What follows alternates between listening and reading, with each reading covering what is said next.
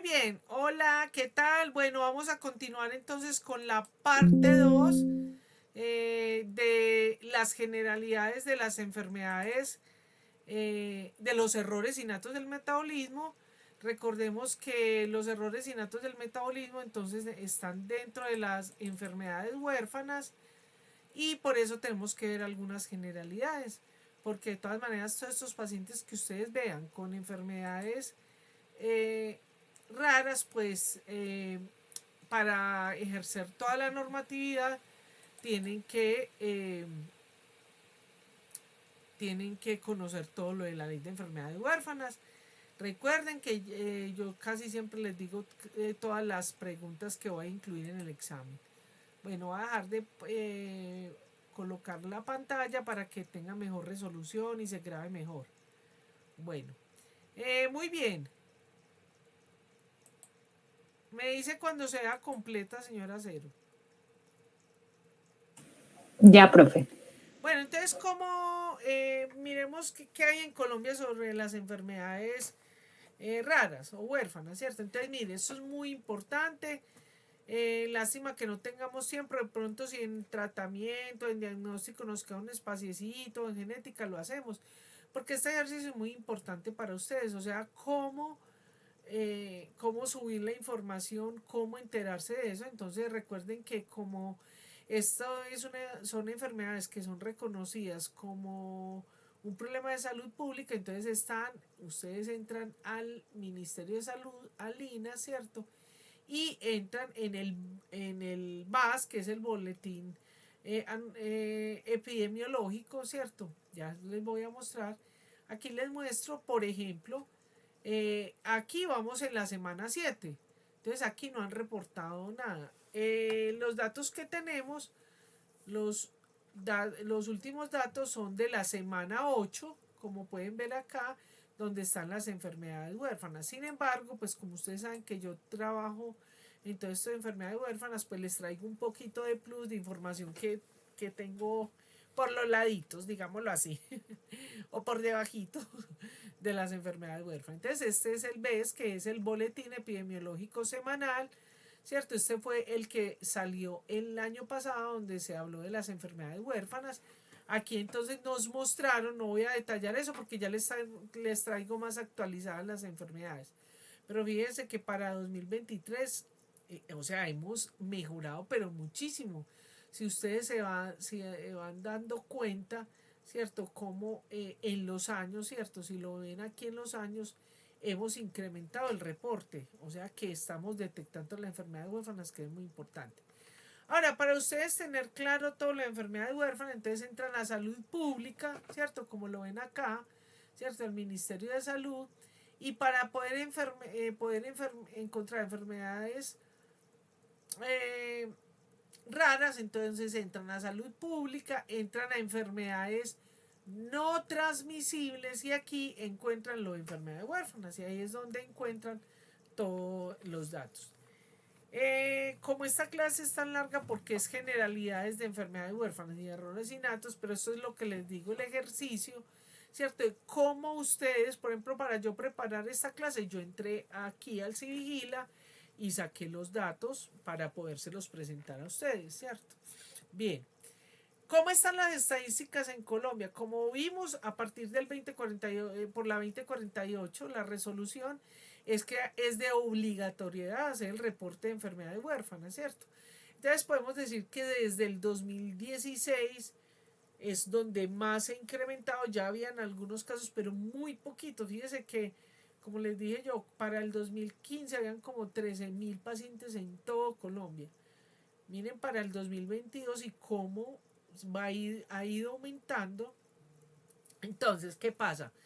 Por ejemplo, los datos que tenemos totales, ¿cierto? Que usted puede ver en esto que les mostré acá, que es el Civigila, son los datos casi que actuales, ¿cierto? Hasta la última semana o en su caso hasta el último año. Por ejemplo, el año pasado, cuando usted buscaba la información, encontraba en el boletín de la semana 8 del 2024 que habían 82.494 casos, ¿cierto? Ahora, ya como estamos en el 2025, entonces sabemos que en el 2024 se reportaron 12.938 casos de enfermedades huérfanas.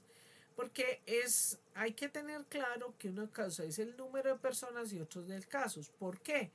Porque obviamente hay personas que tienen más de una enfermedad huérfana. Listo.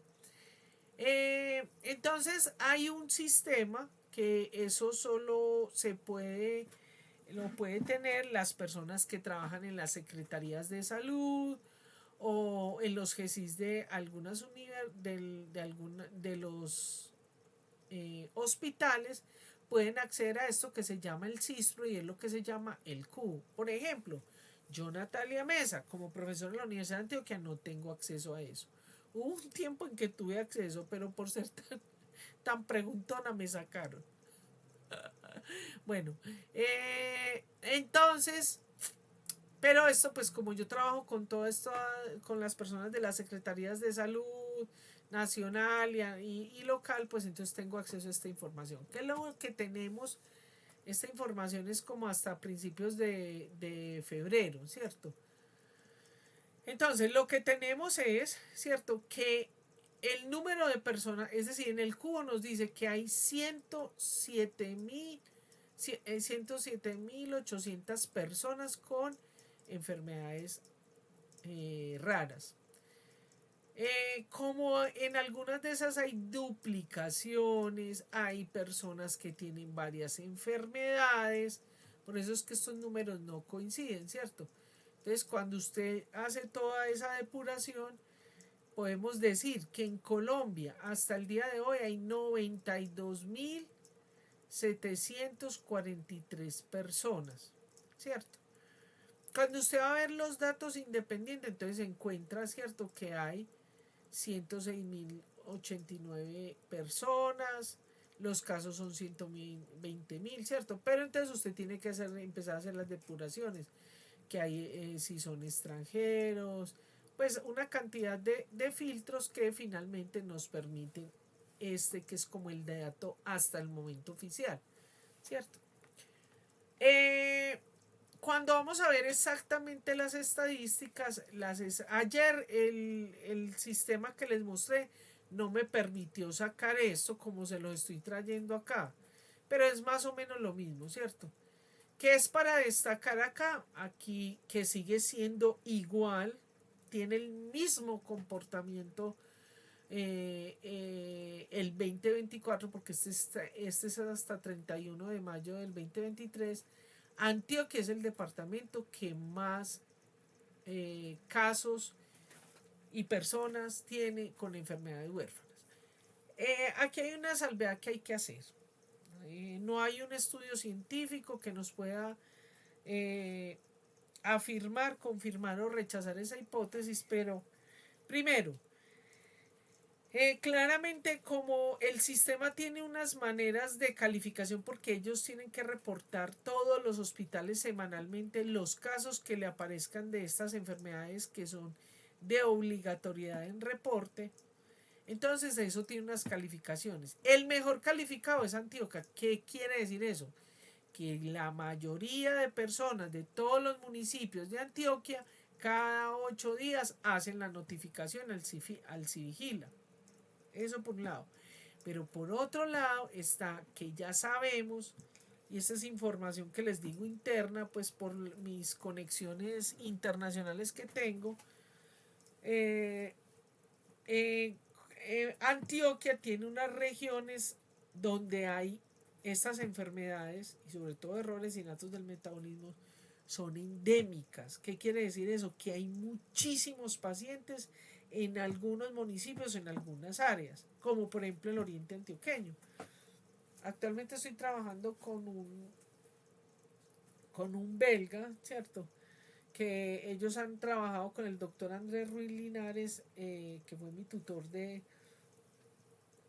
maestría. Ellos trabajan en un proyecto que se llama Candela y en estos días pues hemos estado viendo y analizando los datos. Interesantemente ellos encontraron que hay un aislado en el oriente antioqueño, en especial en Marinilla, ¿cierto? Y es lo que yo he visto cuando, pues en mis trabajos de campo, ¿cierto? Y en mis actividades en los municipios. Entonces, claramente, ¿y por qué sea eso? Por razones geográficas, genéticas, por endogamia, o sea, que se mezclan entre personas, sea de la misma familia o de cercanos, la geografía, la cultura, la religión influyen en todo eso. Ahora, la ciudad que más tiene sí es Bogotá, ¿cierto?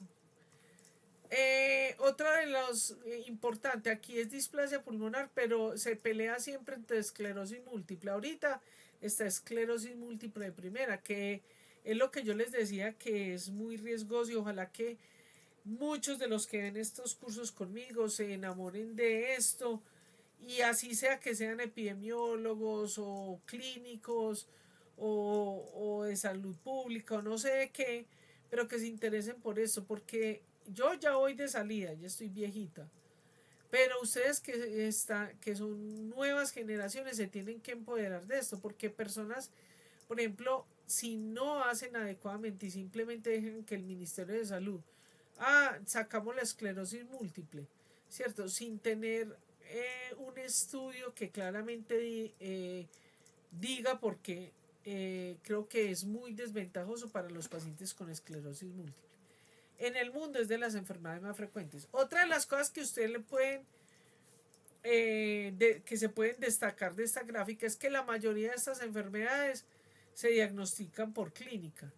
Y las que hay que tienen pruebas de laboratorio es porque son pruebas que son de primer nivel, ¿cierto? Como la enfermedad de Bombo y Lebrán, que es una enfermedad de la coagulación. Bien, bueno. Aquí vemos entonces, ¿cierto? Cuando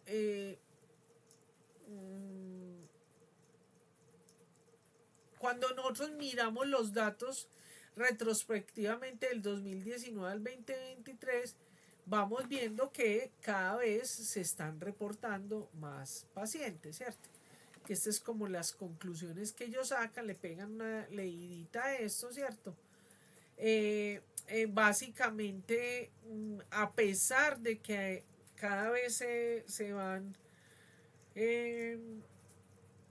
reportando más, de todas maneras, no es muy significativo de que haya un pico, como por ejemplo cuando fue lo del COVID. Entonces es importante tener eso en cuenta porque ahí hay que evaluar qué está pasando. Y más adelante les voy a mostrar por qué. Ojo con esto que es muy importante y por lo que yo les estoy enseñando eso, porque hay una desinformación colectiva donde dicen que solamente los médicos pueden subir al Civigila. No, eso no es cierto. Primero que todo, el diagnóstico, dependiendo, ya vimos el lineamiento del evento 342, o sea, las enfermedades raras, nos dice qué especialidad debe dar el diagnóstico cuando es por clínica.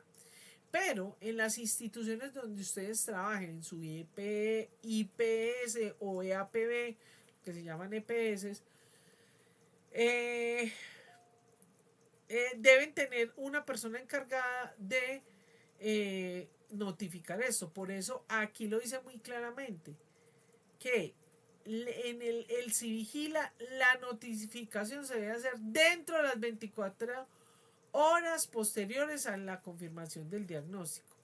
Entonces, si ustedes en su desempeño laboral no lo pueden hacer, informen a las personas, encontré un paciente con enfermedad huérfana, hay que hacerle, tiene todos los criterios, ¿cierto? Porque es muy importante, porque eso es lo que va a garantizar los derechos de ese paciente.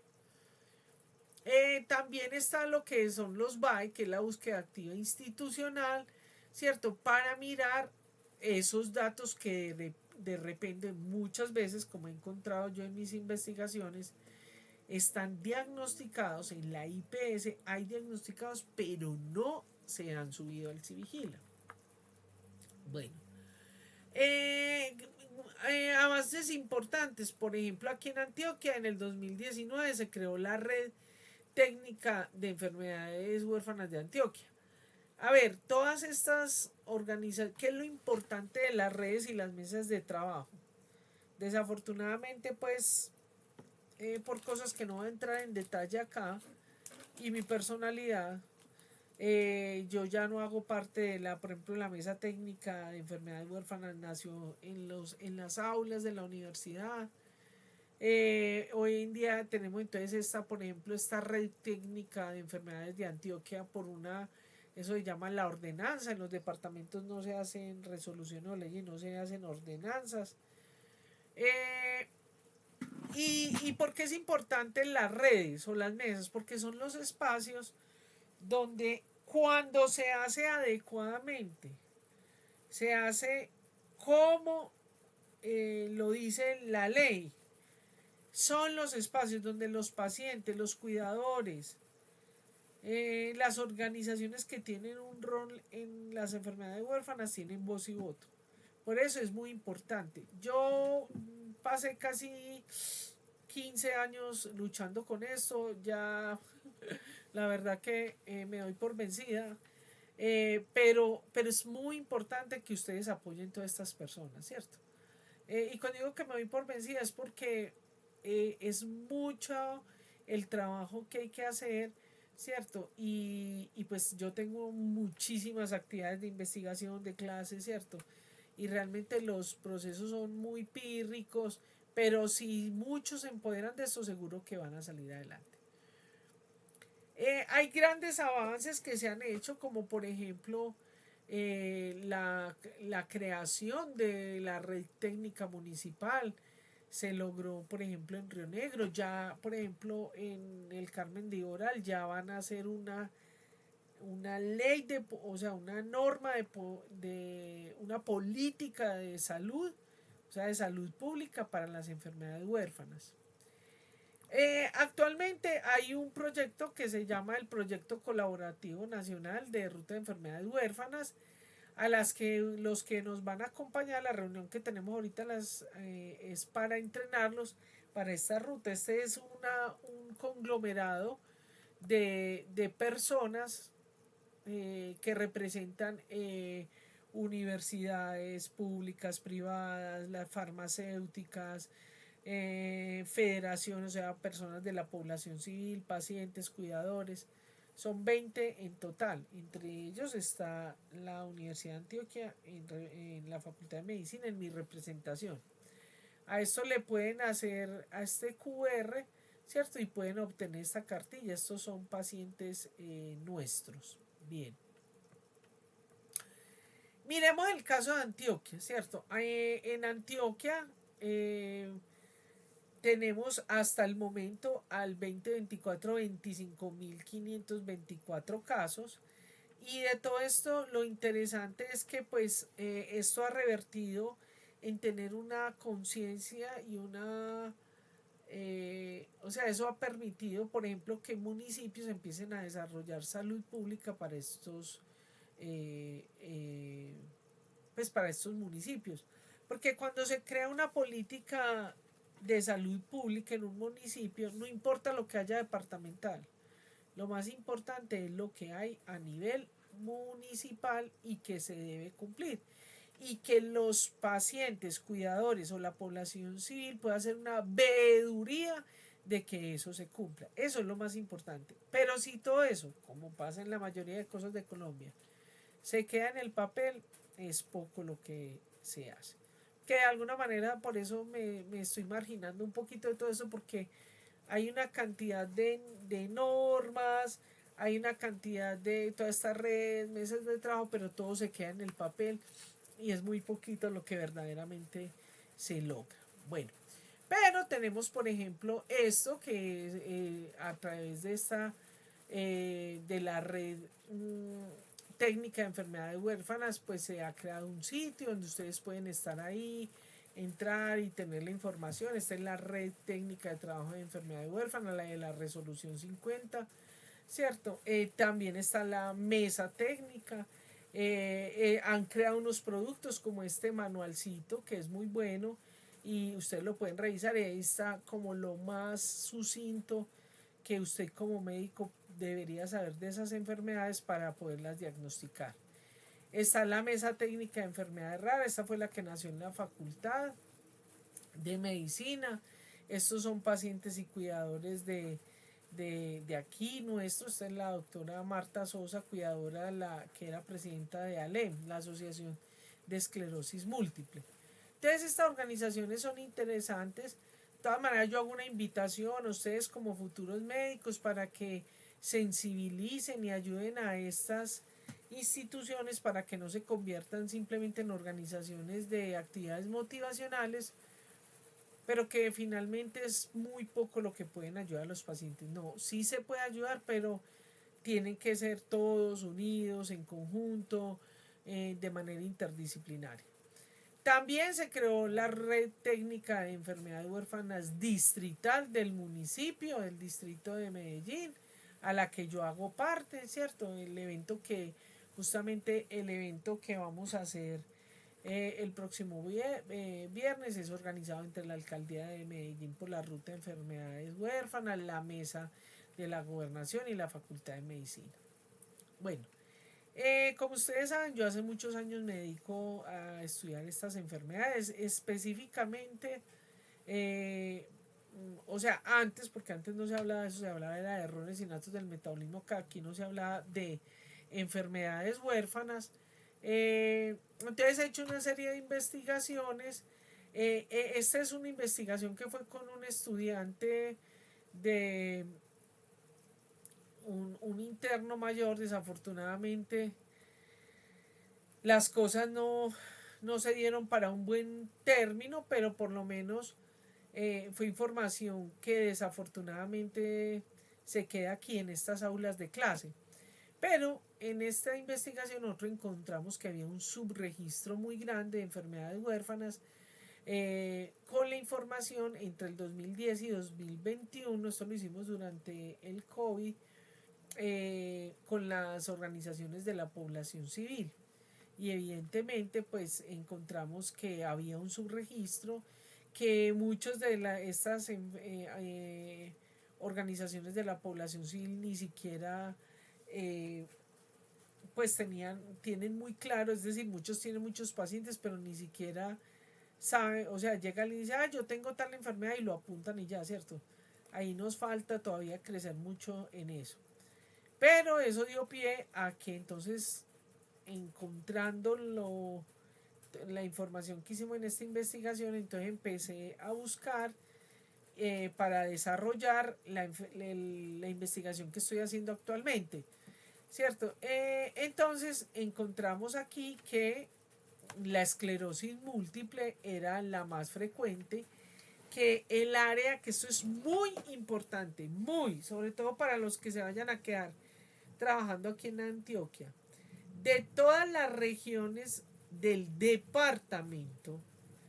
Eso es una información que fue para 2019, ¿cierto? Era la que había en ese momento, cuando empezamos el proyecto.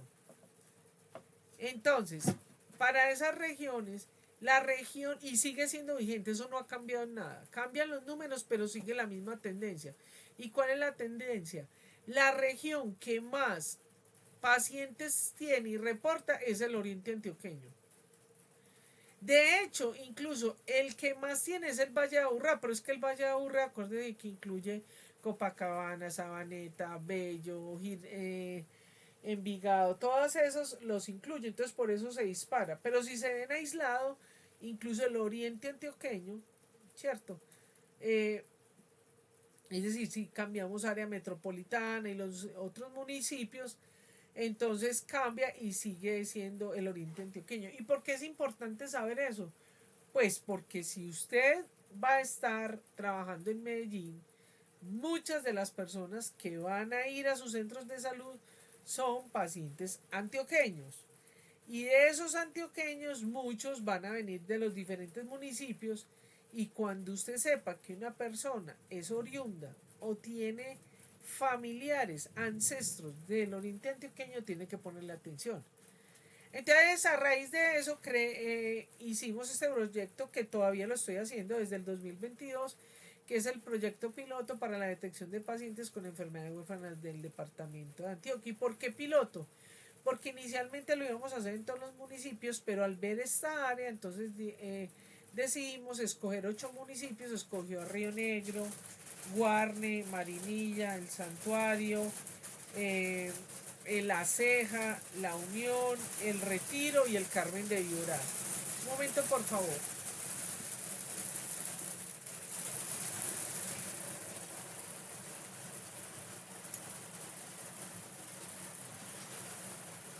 A ver, yo reviso que no se haya caído el internet o sí. Un momento, por favor, chicos, que es que empezó aquí la lluvia.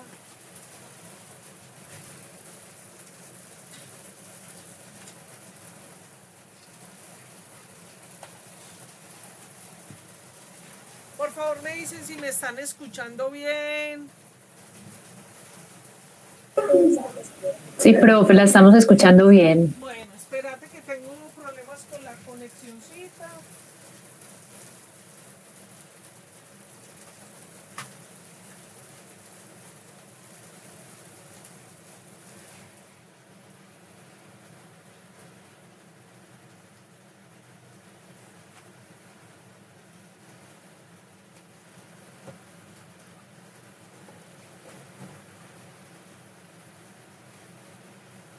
Bueno, ¿cómo me ven, cómo me oyen ahí?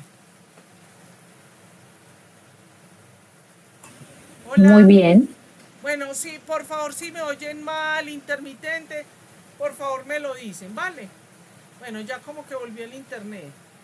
Es que estaba funcionando, era ahí casi que con datos del teléfono. Bueno, entonces no queda bien la grabación. Bueno, sigamos adelante.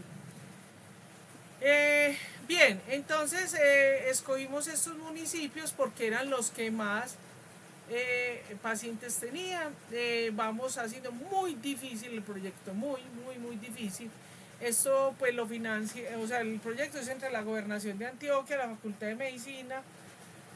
Obviamente la universidad pone porque me paga el sueldo, pero el resto, o sea, todo lo financio yo. Y es muy difícil hacerlo, sobre todo porque toda esta información está atravesada por las dinámicas políticas de nuestro país. Entonces es un poquito complicado. Entonces, pues básicamente lo que nosotros estamos haciendo en el proyecto es coger la información que está en el Civigila para confrontarlo con departamental y nacional, pero lo más interesante es cómo poder buscar de ese universo que son los RIPS los pacientes con enfermedad huérfana. Y evidentemente el municipio más avanzado es el Carmen de Viboral. Incluso ellos crearon su centro de búsqueda de enfermedades huérfanas. Eso lo hacemos con Big Data. Y básicamente, miren esto para que vean qué tan interesante. Eh, cuando termine el proyecto, yo lo voy a presentar en la universidad. Ojalá que ustedes vayan. No creo que sea este semestre, pero bueno. Pero fíjense que nosotros entonces cogimos y encontramos de los RIPS, ¿cierto? Buscando, y solo esta es la primera fase, que es mirando los CI10 que corresponden a las 2198, porque en esa época no había salido la nueva resolución. Los RIPS, con esto pescábamos o encontrábamos los pacientes con enfermedades huérfanas. Aquí, en este hospital municipal San Juan de Dios del Carmen, encontramos 38.868 pacientes del 2006 al 2022. Luego de hacer las depuraciones, encontramos que habían 19.886. Entonces, para poder nosotros ir consolidando la información y ver que el modelo que estábamos planteando funcionaba, cogimos un grupo que es el de errores innatos del metabolismo, porque es el que tiene mayores oportunidades de diagnóstico, de tratamiento, etc.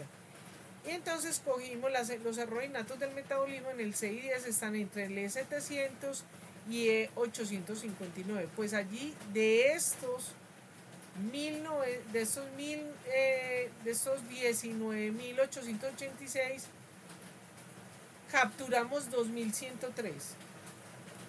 Y eso no es nada, chicos. Bueno, aquí no traje ese dato, pero por ejemplo les voy a dar dos datos. Por ejemplo, encontramos 14 pacientes con esclerosis múltiple y solo uno estaba en el Civigila. O con fibrosis quística encontramos encontramos 17 pacientes y de los cuales 2 estaban en el Civigila. Entonces, como ustedes se pueden dar cuenta, hay un subregistro impresionante, sin hablar, porque aquí no, todavía estamos en esa fase de depuración para los que están subdiagnosticados, o sea, que están en otros diagnósticos o que ni siquiera les han hecho el diagnóstico, pero que tienen pues todas las características para sospechar y que sea compatible con una enfermedad buena. Este es como el protocolo que yo he hecho. Vamos en esta fase. No hemos podido avanzar de esta fase, no hemos podido avanzar. ¿Por qué? Por las dinámicas políticas de los municipios. Bueno, en Colombia existe la Federación Colombiana de Enfermedades Huérfanas, FECOER. Existen un sinnúmero, como estas todas de acá son las que pertenecen a FECOER. Existen un sinnúmero de organizaciones de la población civil, pues que luchan por estas enfermedades. La idea es sensibilizar, ayudar a los pacientes a su diagnóstico, manejo y tratamiento. Sabemos pues que muchos se quedan en el camino por muchísimas razones, como es el caso de la última que yo vi nacer y morir, que es la asociación EH Río de Río Negro, y lastimosamente quemaron a esta doctora porque ella tenía toda la capacidad, el talento y la voluntad, pero la politiquería de Río Negro no le permitió continuar. Muy triste, pero esa es la realidad y tenemos que seguir adelante. Bueno, vamos a hacer un cambio de tercio. Les voy a mostrar este videíto, o mejor los dejamos para el final porque como son de YouTube, si los prendo no me cortan el video. ¿Listo? Bueno, recordemos entonces que es el Día de las Enfermedades Raras. Se conmemora todos los 29 de febrero, por eso se escogió, porque es un día raro. Pero entonces cuando no es bisiesto es el 28 de enero, ¿cierto? Básicamente esta es como, la idea es como visibilizar, sensibilizar, concientizar al mundo, a los sistemas de salud, a las políticas, a las farmacéuticas, a las familias, a los cuidadores, darles protagonismo. Espero que así no se hayan apuntado para lo del parcial, vayan un poquito para que hay conferencias muy interesantes y para que vean a los pacientes, que es muy interesante. Este videito también lo vemos al final, ¿vale? Bueno, muy bien. Vamos, les hago una pregunta. ¿Quieren que sigamos derecho o hacemos otro descansito?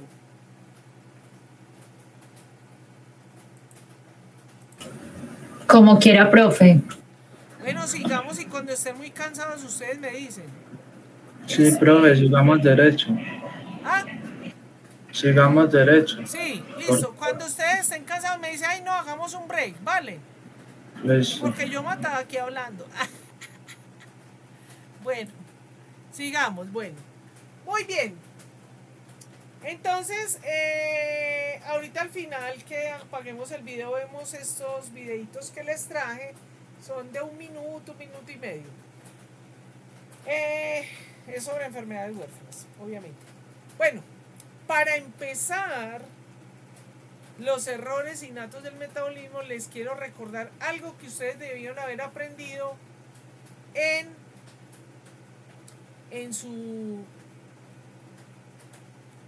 biología de la célula, en sus materias de básicas, ¿cierto?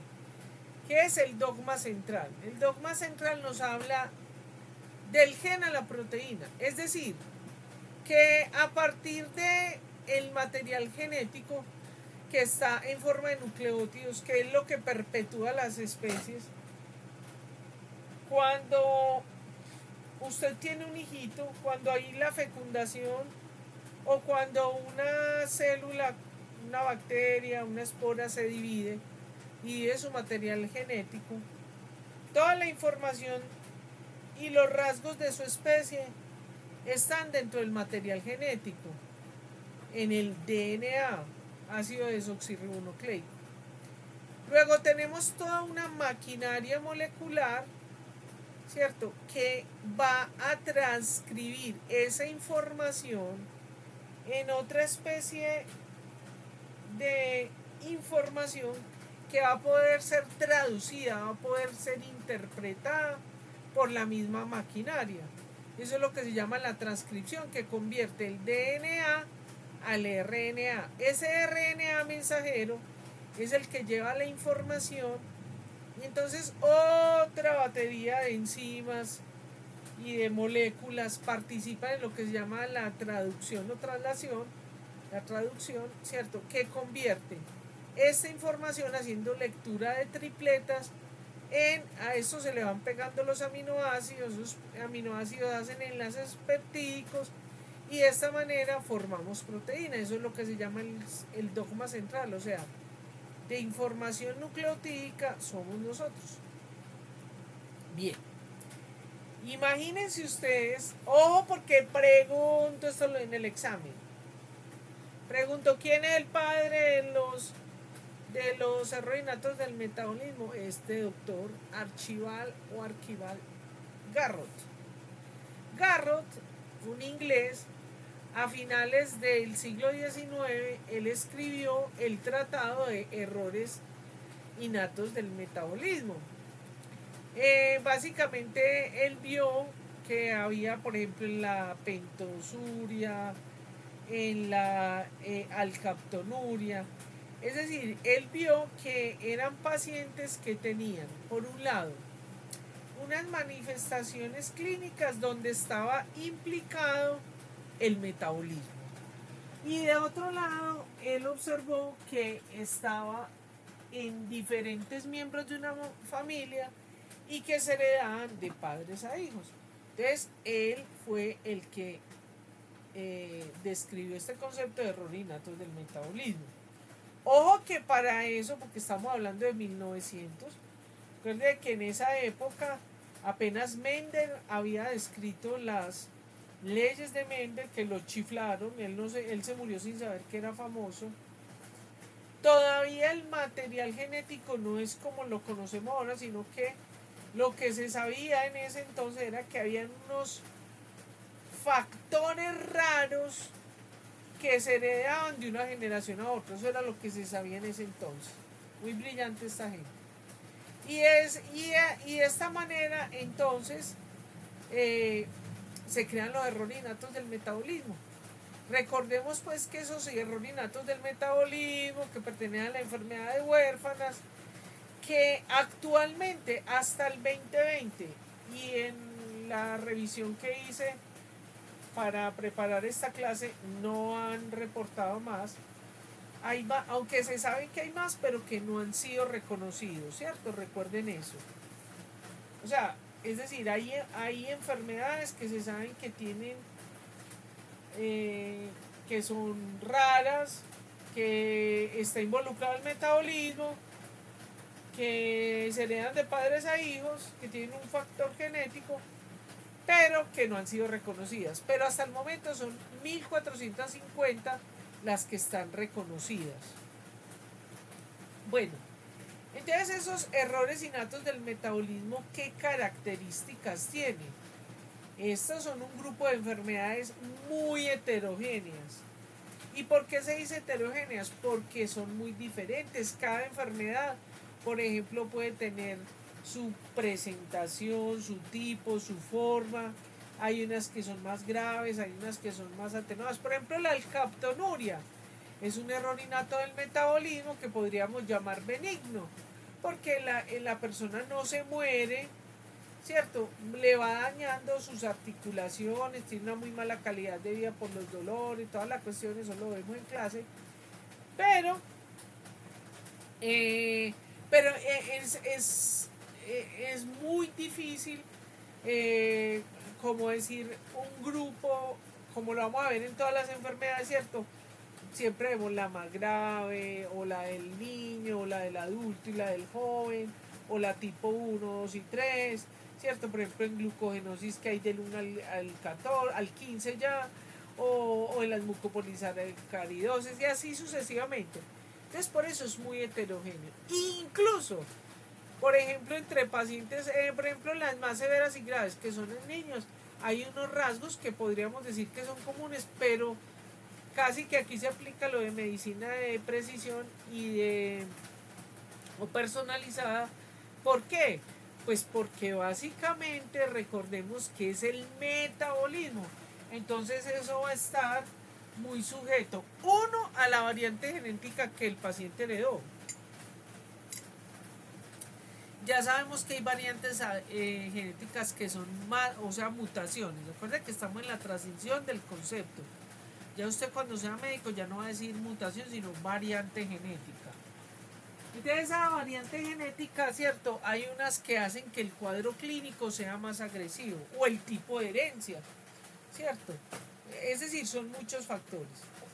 Eh, las herencias que ahorita vamos cuando veamos la parte genética, eh, generalmente, pues la mayoría de errores natos del metabolismo, como vamos a ver, son mendelianos, pero ojo con lo siguiente, cuando decimos heredados puede ser o porque se heredaron de los padres, o porque cuando estaba en la embriogénesis hubo un cambio genético, un error, un daño, y a partir de ese individuo, entonces él empieza a heredar a sus descendientes esa nueva variante genética, ¿cierto? Otra de las características de los errores innatos del metabolismo es que está involucrado con algún fallo, daño en una vía metabólica. La mayoría de ellos son enzimáticos, enzimas que no funcionan bien. Y como resultado de eso, entonces vamos a tener que se acumula un sustrato o falta un sustrato, pues las diferentes vertientes. Pero la mayoría son enzimas, pero tenemos también transportadores, tenemos algunos que son estructurales, ¿cierto? Como por ejemplo en la anemia falciforme, que es el cambio de la proteína, o sea, de la hemoglobina, y así sucesivamente. Bueno, recordemos que los errores innatos del metabolismo... Ah, se me olvidó decir una cosa muy importante. En algunos países, muy poquitos, entre ellos España no se habla es de errores congénitos del metabolismo, no errores innatos, sino errores congénitos, pero es exactamente lo mismo. Ahí van a ver ustedes, si entran a la plataforma, van a ver en las diferentes unidades los protocolos internacionales que hay. Entonces, por ejemplo, España es muy bueno, países que son buenos en errores innatos del metabolismo, está España, tenemos Italia, Alemania, en América está Chile, está Argentina, está México para algunos. Bueno, Colombia está regulinis, Colombia está 50 años atrasado, pero ahí vamos. Bueno, ya como vimos son más o menos reconocidas 1450 enfermedades, pues errores innatos del metabolismo. Y en Colombia no conocemos la prevalencia, no se sabe cómo es la epidemiología, pues sí, las estadísticas de eso. O sea, tenemos datos estadísticos parciales, pero todavía no podemos sacar una prevalencia.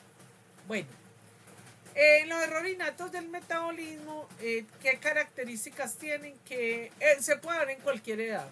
En cualquiera de las edades se puede sufrir una enfermedad huérfana.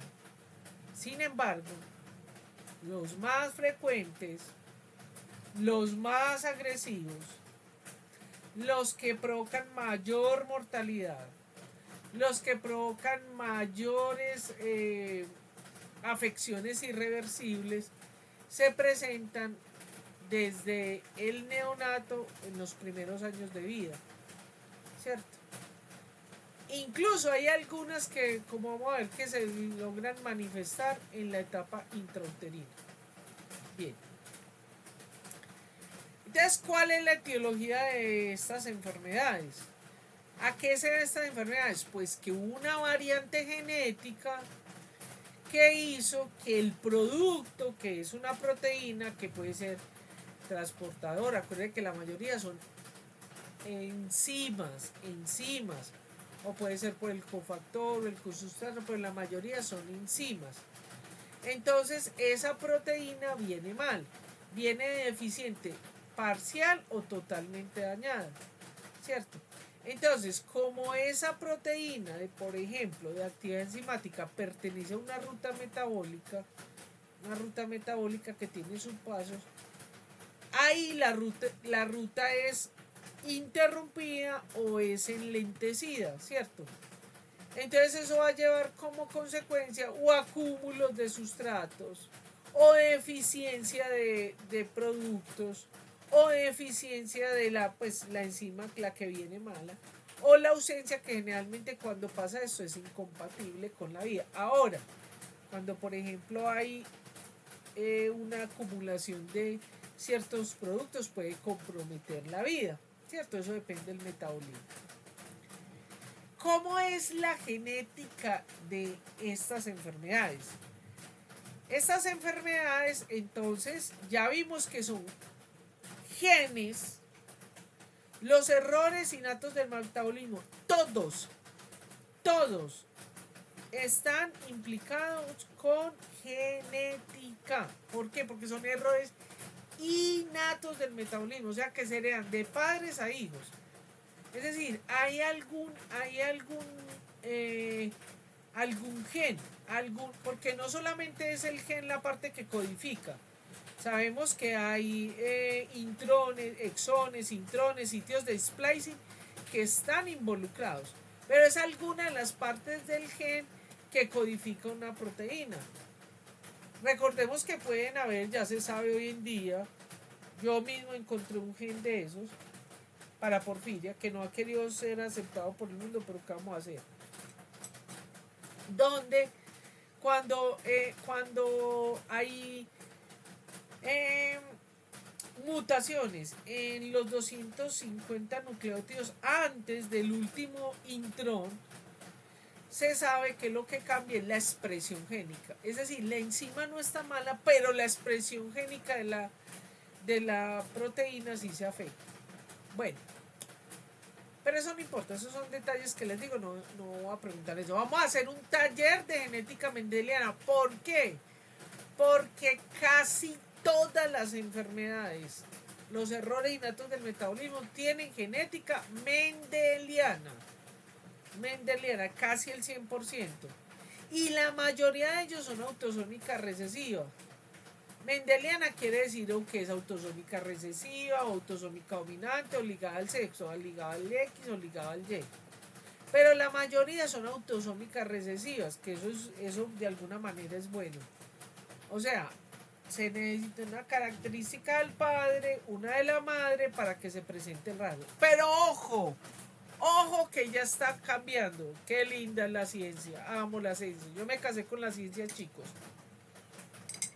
Por la gracia ya están encontrando algo que cuando yo era muy jovencita decía y era como una hipótesis, ya está siendo una realidad. Porque cuando ustedes le enseñan sus rasgos, pues le enseñan la genética mendeliana, le hablan de rasgos, ¿cierto? Por ejemplo, le decían que si para que se diera la enfermedad usted necesita que sea en los autosómicos recesivos, los alelos recesivos.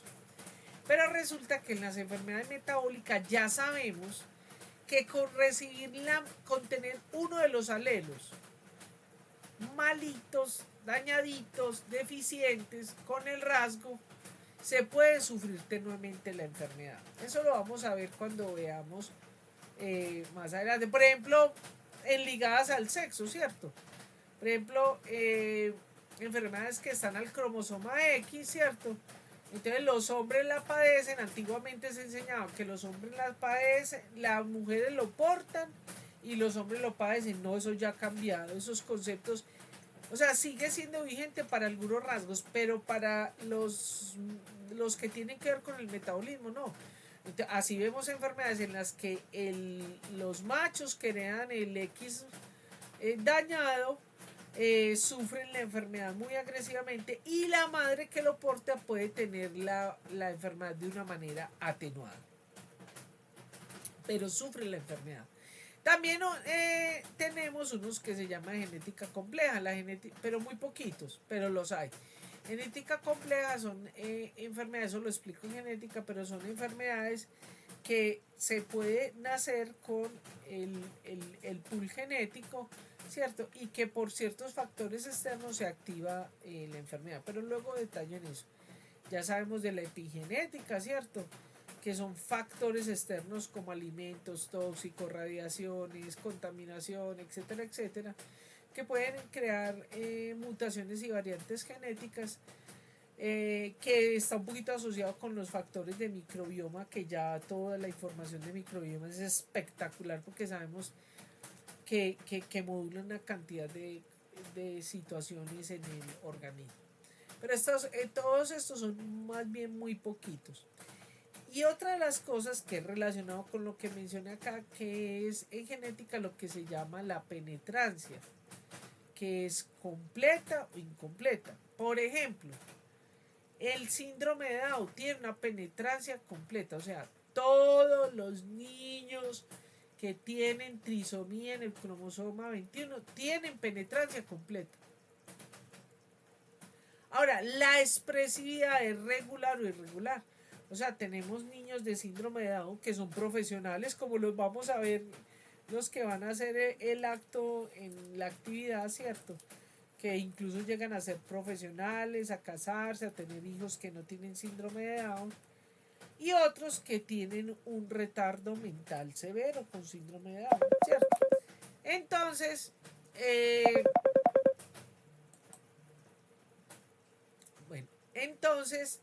esa es la penetrancia. Bueno, entonces esa penetrancia completa o incompleta es cuando muchas veces entonces tenemos la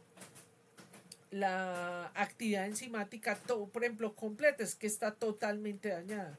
Generalmente ese tipo, la mayoría de penetrancia es incompleta, generalmente ese tipo de variantes genéticas son incompatibles con la vida, entonces se mueren muy rápidamente al nacer el pequeño.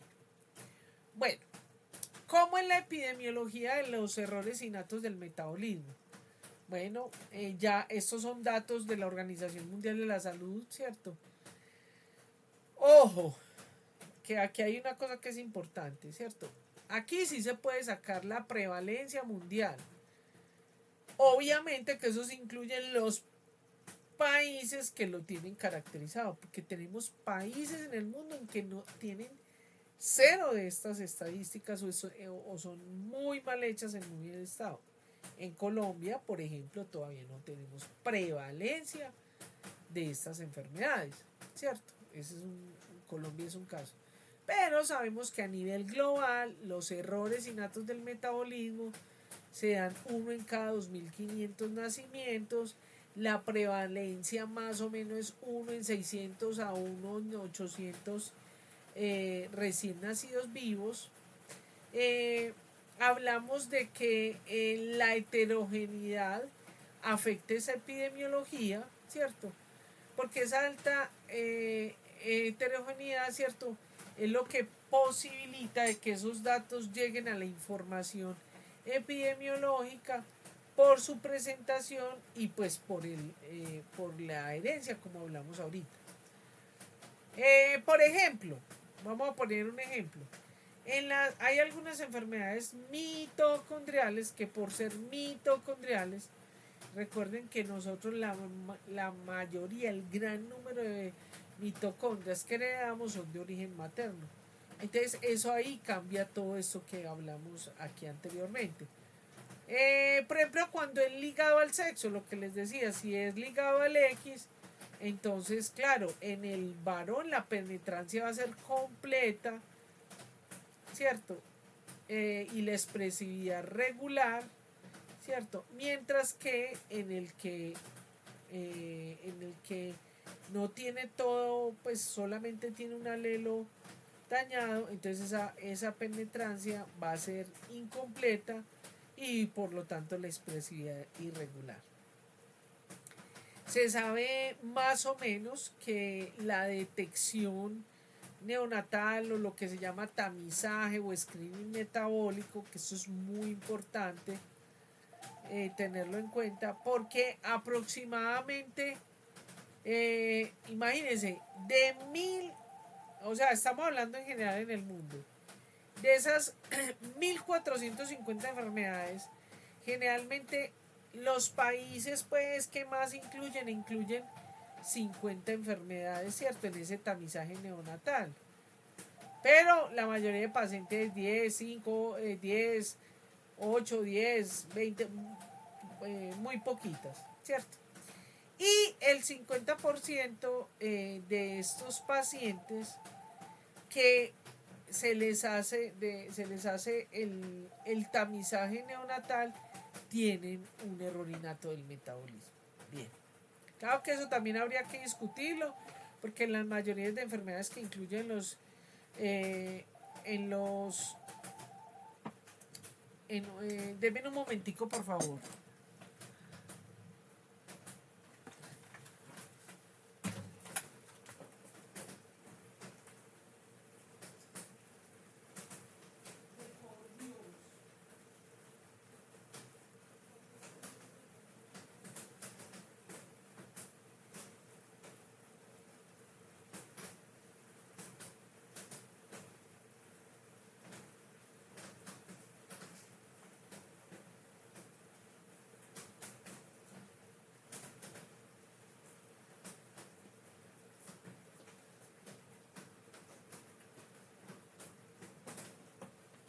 Bueno, qué pena que es que estaba sonando ese teléfono. Muy bien. Bueno, sigamos adelante. Entonces, ¿cierto? Todo esto que acabamos de ver, ¿cierto? O sea, la parte epidemiológica, la parte genética, obviamente va a afectar el metabolismo. Entonces, las enfermedades, los errores innatos del metabolismo, las enfermedades que son más agresivas, donde se compromete la vida del paciente, donde se compromete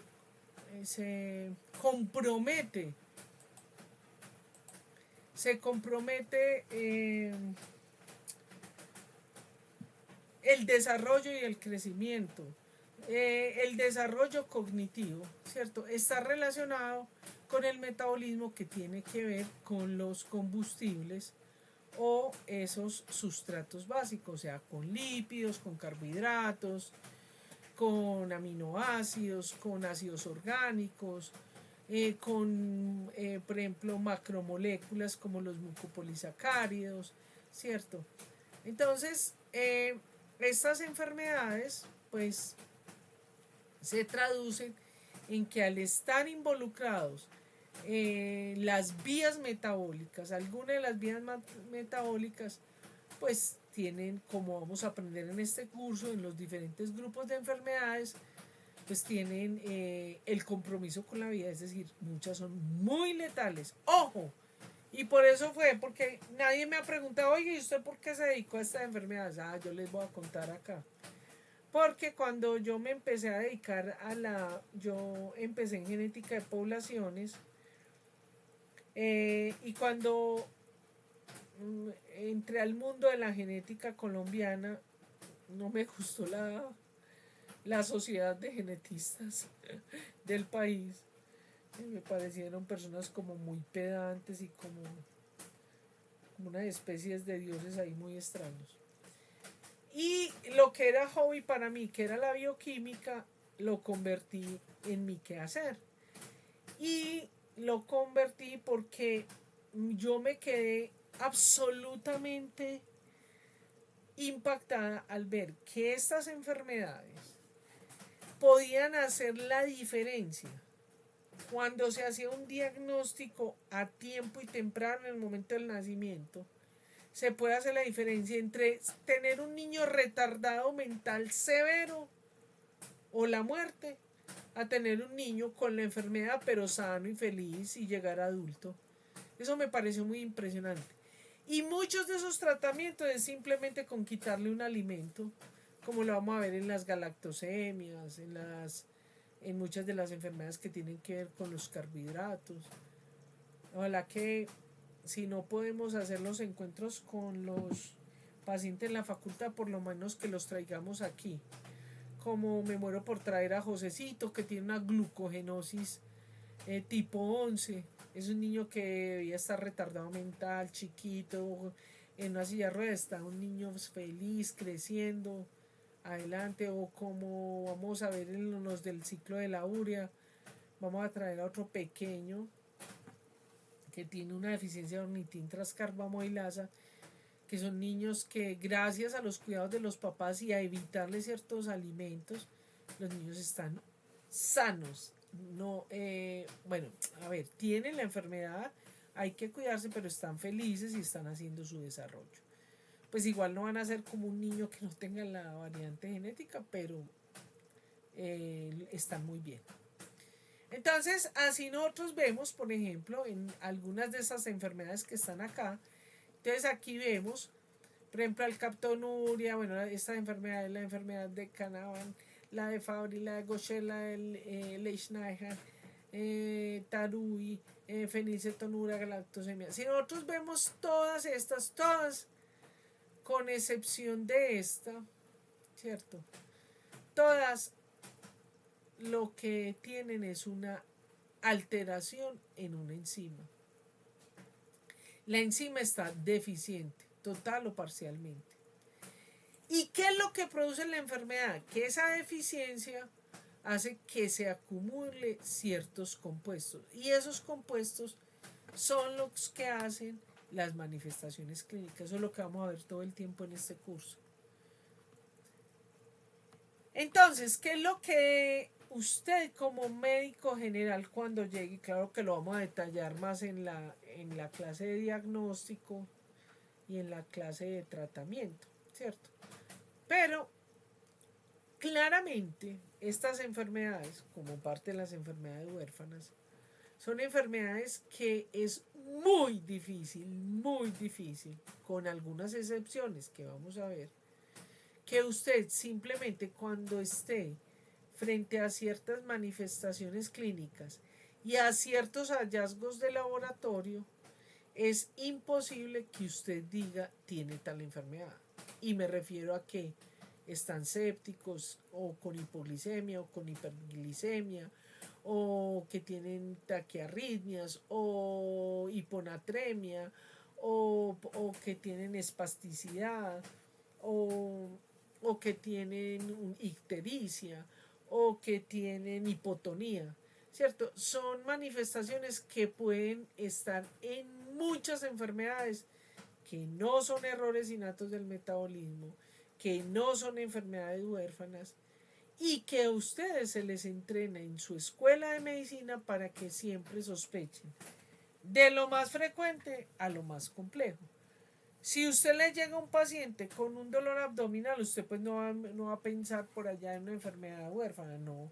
Usted lo que primero que empiece es en que haya, usted mira a ver si es un proceso inflamatorio, si es un problema viral, bacteriano o una apendicitis, si me hago entender, lo más frecuente. Y usted va escalando. Pero cuando veamos el diagnóstico vamos a ver que hay unas cosas que a pesar de que existe esto que es tan difícil de mirar, hay unas clavecitas que lo pueden ayudar a uno. Como por ejemplo, les voy adelantando, los antecedentes familiares, ¿cierto? Bueno, y además que eso es una particularidad de los errores innatos del metabolismo, tenemos algunos signos y síntomas, algunas manifestaciones que son patognomónicas con la enfermedad. ¿Qué significa esta palabra? que si está el rasgo, está la enfermedad, ¿cierto? Eso sobre todo con algunos compuestos que se eliminan por materia fecal, por orina, o están en la saliva, o están en la sangre, en el plasma, en el suero, etc. Es muy importante los diagnósticos diferenciales, por lo mismo que les acabo de decir, porque muchas veces, y esos diagnósticos diferenciales son bidireccionales, muchas veces se piensan más en que el individuo tiene el diagnóstico diferencial como diagnóstico, ¿cierto? Y la enfermedad que se tiene como el diferencial. Entonces por eso hay que jugar muy bien con eso. Clavecísimo, y lo que vuelvo y le repito me llevó a estudiar estas enfermedades. La clave en los errores innatos del metabolismo es el diagnóstico temprano. Ya vamos a ver cómo se puede hacer eso. También hay que tener en cuenta las formas, las presentaciones, los tipos, ¿cierto? Entonces, por ejemplo, hay una enfermedad, porque no para todas igual, hay una enfermedad incluso dentro de los mismos grupos, como vamos a ver en las glucogenosis. Entonces, está la presentación del infantil y la presentación del adulto. En otra está el tipo 1, 2 y 3. En otras está la forma del niño, está la forma del niño joven, está la forma del joven adulto, está la forma del adulto.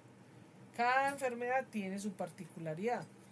Porque es decir, la construcción de estas enfermedades se han ido construyendo independientemente, pero de pronto ustedes que son más jóvenes ya les va a tocar como una homogenización de eso.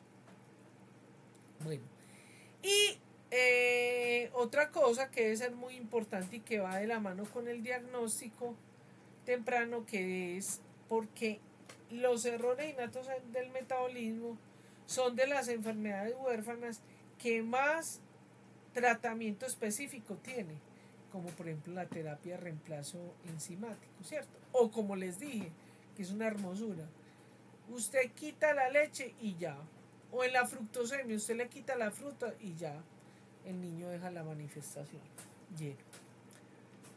Entonces aquí vemos cómo esto que salió de este artículo del año pasado, aquí es muy importante, ¿cierto? Que esto lo vamos a volver a ver en la parte del diagnóstico, ¿cierto? Porque hay una cosa que ha sido muy difícil en Colombia, y como vuelvo y se lo repito y se lo voy a repetir como durante todo el curso, por favor, y los futuros que vayan a ser aquí médicos genetistas, no entren en ese determinismo genético. ¿Por qué? Porque hoy en día, si no se tiene la variante genética, no se tiene la enfermedad. No. En las enfermedades metabólicas, la mayoría de ellas tienen pruebas bioquímicas que permiten hacer el diagnóstico. El diagnóstico molecular genético es muy importante, y sobre todo cuando son monogénicas pueden ser muy útiles. Pero el problema es que no tenemos, y menos para nuestros países, que incluye el 80% de falsos positivos. Entonces, a veces si no tenemos la variante, a pesar de que la prueba bioquímica lo dice, le damos un diagnóstico negativo, y lo que estamos haciendo es perjudicando al paciente. Bueno, entonces ya viene una parte muy importante, y que se las pregunto en el examen, que es la clasificación fisiopatológica de los errores innatos del metabolismo. Todavía al día de hoy, como les mostraré en los siguientes diapositivas, todavía el mundo no se pone de acuerdo. De hecho, lo último, que incluso está dentro del grupo de Ferreira, casi que vamos a volver a lo antiguo. Actualmente casi que esta es la dirección, o sea, desórdenes que producen intoxicación por acumulación de metabolitos intermediarios, desórdenes que afectan el metabolismo energético, y desórdenes en moléculas de almacenamiento. Aquí, por ejemplo, podemos ver esta, ¿cierto? Que fue una de las propuestas que hizo este señor, trabaja mucho esto. Y casi que él nos hace una propuesta cómo clasificar la enfermedad. Esto es simplemente anecdótico, les estoy mostrando pues, pero no les pregunto nada de eso. Fíjense que este señor en su análisis, en su estudio, en la investigación que hace, colocando criterios para, para el diagnóstico de estas enfermedades, entonces él encuentra, ¿cierto?, que esta es más o menos la distribución de acuerdo a los tipos de enfermedades, ¿cierto?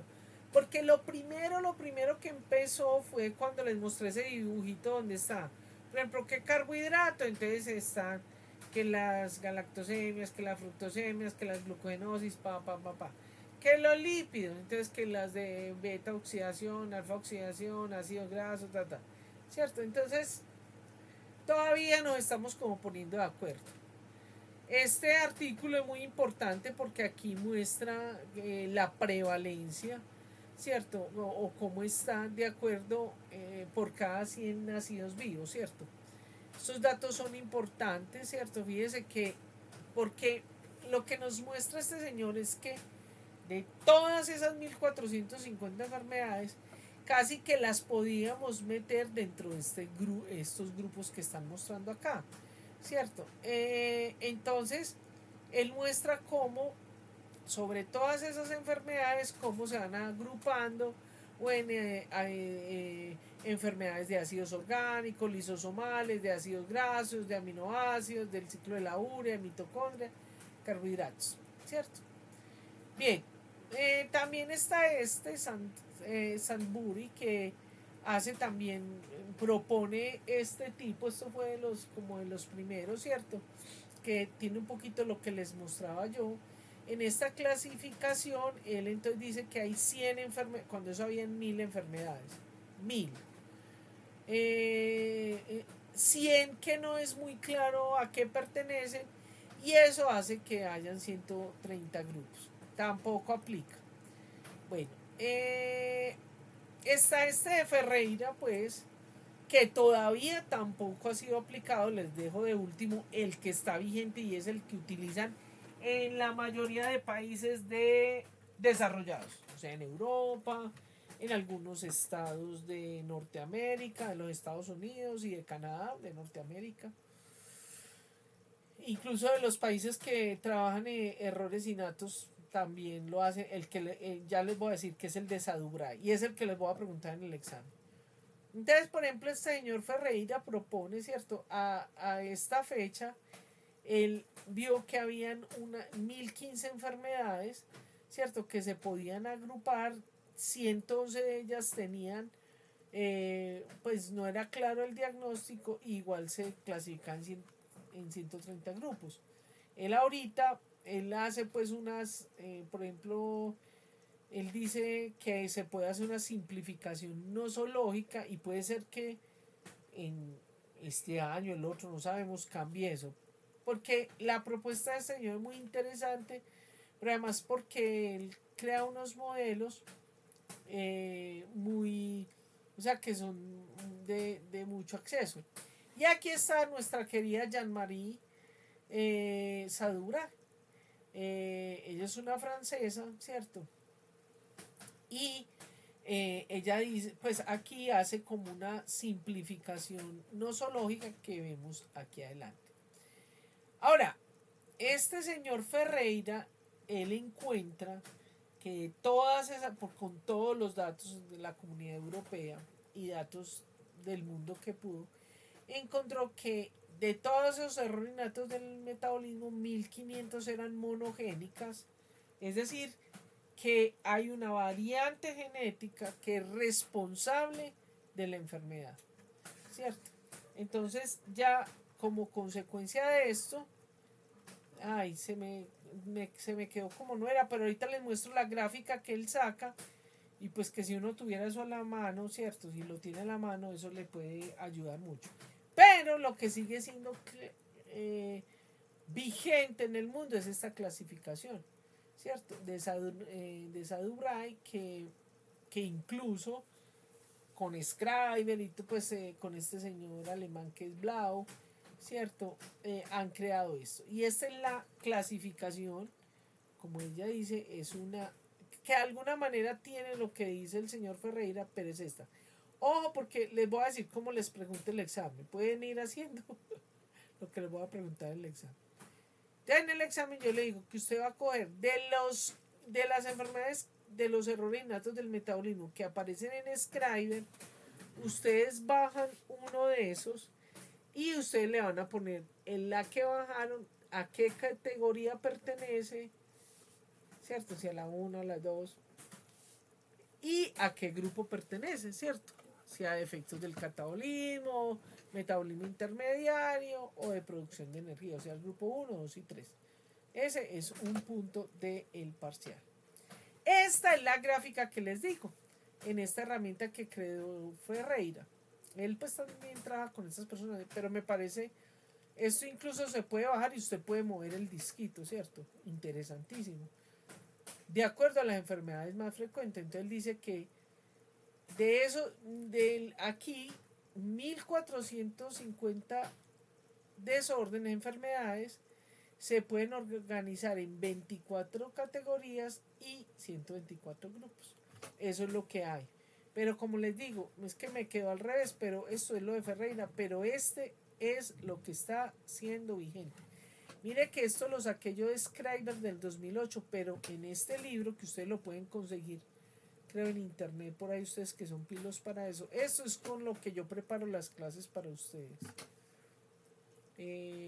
Más ahorita les muestro, cuando termine les muestro los libros.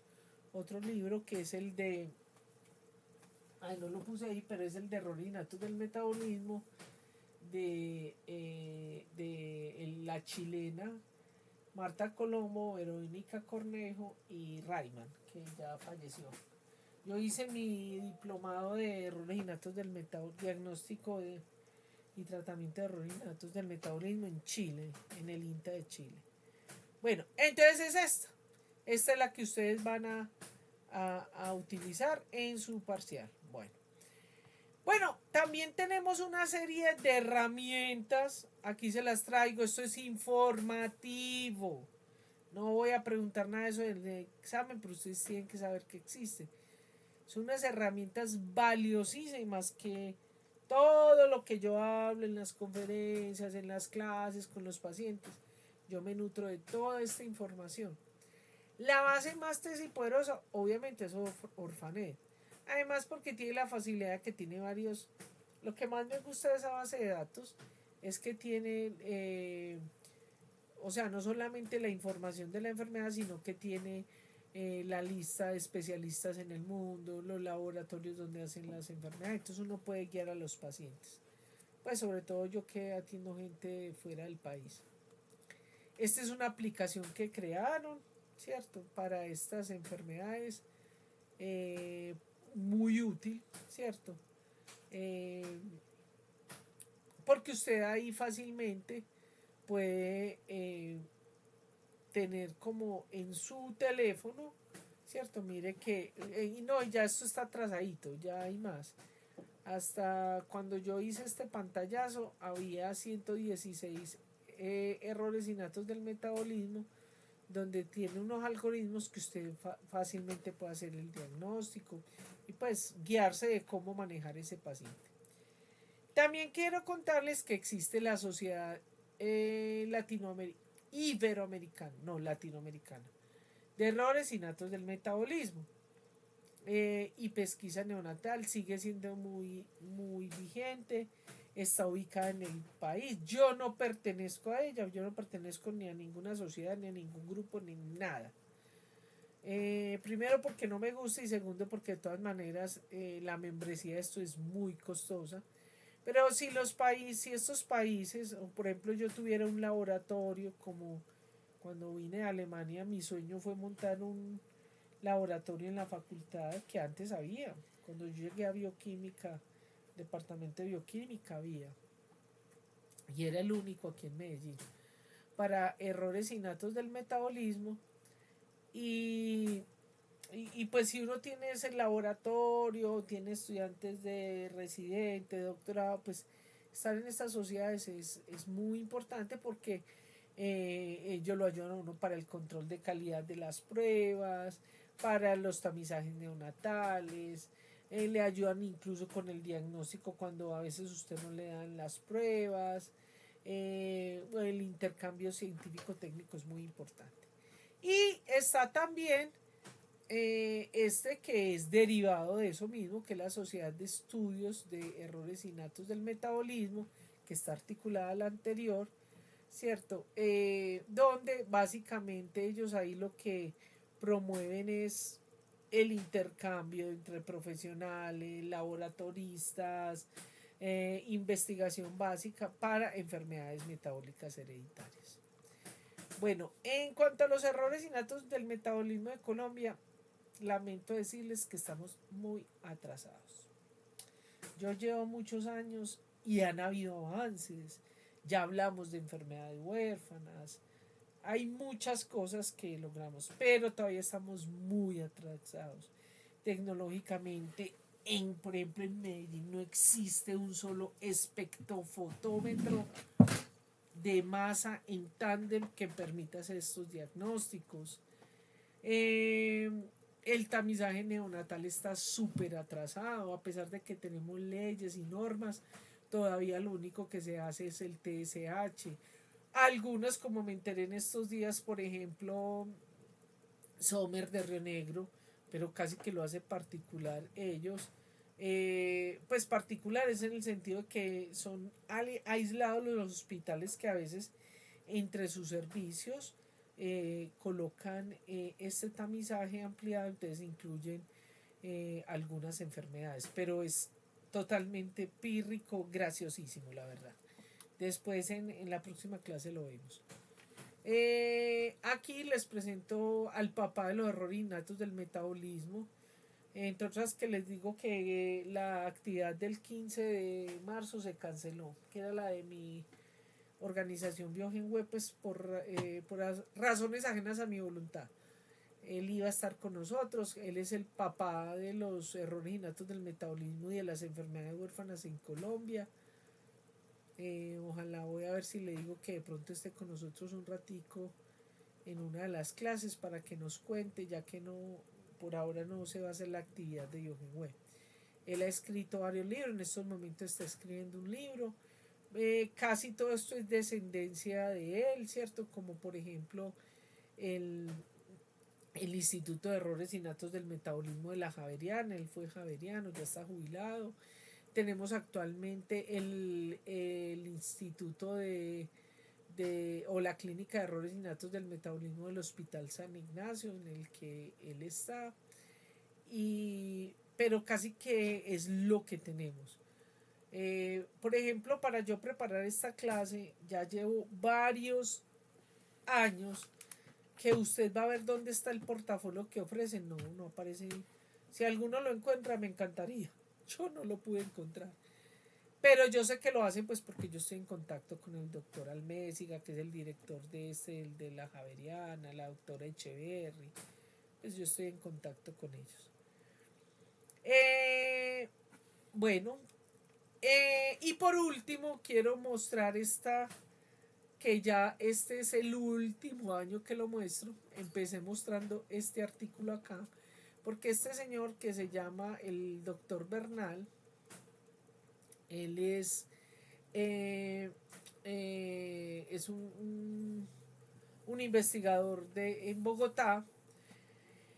Él hizo un estudio y creó un algoritmo para hacer la predicción en los años de las enfermedades huérfanas. Y le digo que se ha cumplido y casi que con sobrado, o sea, sobrado. ¿Cierto? Yo aquí cogí para mostrar como las tres más significativas, que eran entonces la hipercolesterolemia familiar homocigota, la osteogénesis imperfecta y la fenilcetonuria. Fíjese que en estos 25 años, ¿cierto? Casi que hemos visto que se ha incrementado en cada uno de ellos de manera importante, ¿cierto? Más o menos entre 50 y 100. Si hablamos entre 50 y 100 y eso fuera más o menos el promedio en 2.200, ¿cómo es? 2.236 enfermedades, miren cuántos vamos a encontrar. Y sí, fíjese que en estos momentos las estadísticas van muy bien, vamos en 107.000, bueno, haciendo depuraciones, 92.000 pacientes. Aunque yo creo que ese dato, yo le creo más al de 107 que al de 92. Pero bueno, de personas con enfermedades o casos, no personas, porque las personas pueden tener más de una enfermedad. Bueno, querido, hemos terminado. No sé si tienen alguna duda, pregunta.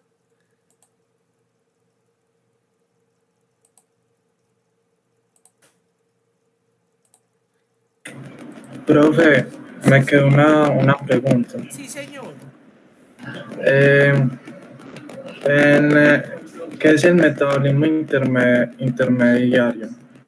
Bueno, O sea, en el especial. mira, cuando te recomiendo una figurita que busques en Matthews, que es muy resumida, si quieres me puedes escribir por el WhatsApp y yo te la mando para que mire.